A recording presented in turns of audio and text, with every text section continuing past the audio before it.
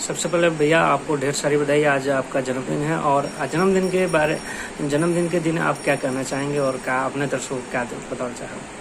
सबसे पहले जन्मदिन के इस अवसर पर मैं सभी दर्शकों को तहे दिल से धन्यवाद देता हूं। और आज ही मैं देखा हूं सोशल मीडिया पे तमाम हमारे दोस्तों ने ज़बरदस्त शेयर किया पोस्ट को और पोस्ट डाला भी, कमेंट आए अच्छे अच्छे, बहुत आज दिल खुश था। सबसे पहले बहुत बहुत बधाई सबको मैं स्वयं देना चाहता हूँ इसके लिए कि आपका प्यार और आशीर्वाद जो आज मिला है और इसी तरीके से निरंतर मिलता रहे, यही हमारी कामयाबी का। बात करें जो फिल्म आपके अलावा मोहे रंग दे, प्यार के रंग सजना, और अभी डबिंग कंप्लीट हो गई बा और टीजर कब तक आवता और ट्रेलर कब तक आवता, उसके बारे में कुछ बताओ।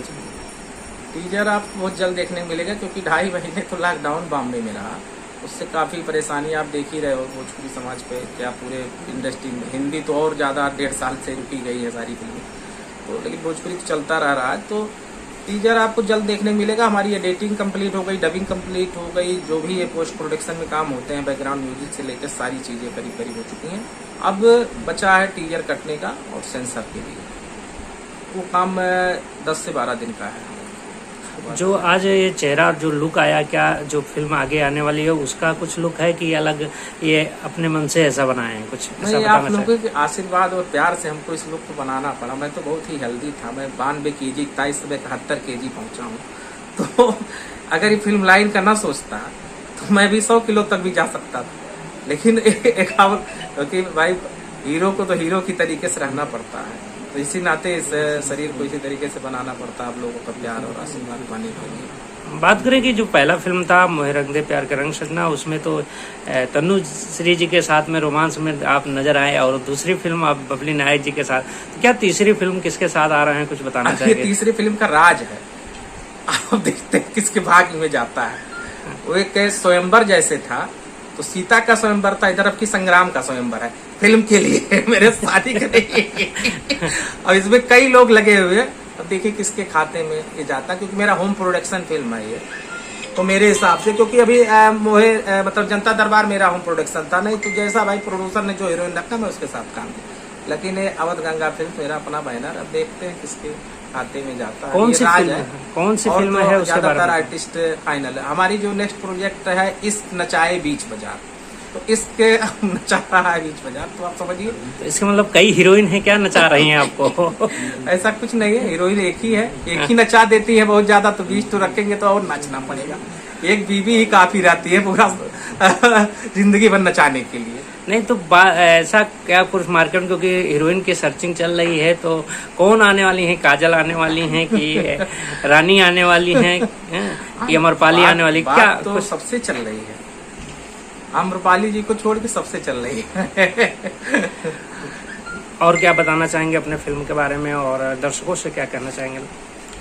2 फिल्में तो हमारी आई जा रही हैं और इस नचाए बीच बाजार भी एक अलग लुक में आपको हम नजर आएंगे, और बहुत ही अच्छी फिल्म, सामाजिक भी है, और भाई नाम जैसा है तो फिल्म भी ऐसे ही रहेगी, लेकिन सामाजिक भी हमने इसमें काफ़ी कुछ डाला है, तो बहुत ही अच्छा एक कहानी है। उसके बाद ही हमारा इस पर तैयारी चल रहा है। कौन कौन स्टार कास्ट है, थोड़ा उसके बारे में बता दें आप। अब इसमें हमारी फिल्म में संजय पांडे जी फिर रहेंगे, अयाज खान जी रहेंगे ही, विजय त्रिपाठी जी रहेंगे मेरे साथ, तो एक तरीके से हमारे परिवार हो चुके हैं।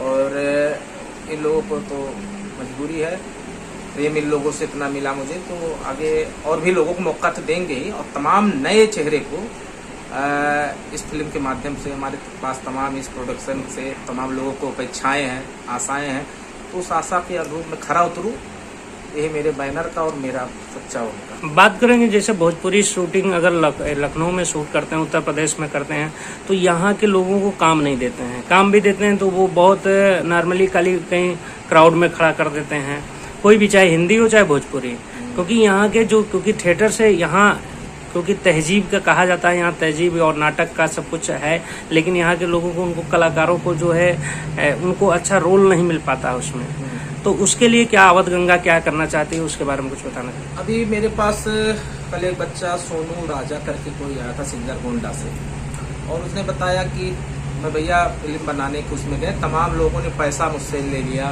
और कहीं फिल्म में खड़ा होने तक का मौका दिया। बहुत बच्चे ऐसे हैं जो इसके शिकार हुए हैं। लेकिन मैं अवध गंगा फिल्म से वादा करता हूँ मैं आप लोगों से कि जैसा जिस रोल में लोग नजर आएंगे, मैं लोगों का स्क्रीन टेस्ट बढ़िया होगा और डायरेक्टर भी रहेंगे और भी लोग रहेंगे, देखेंगे तो उसी के हिसाब से उन लोगों को काम मिलेगा निश्चित।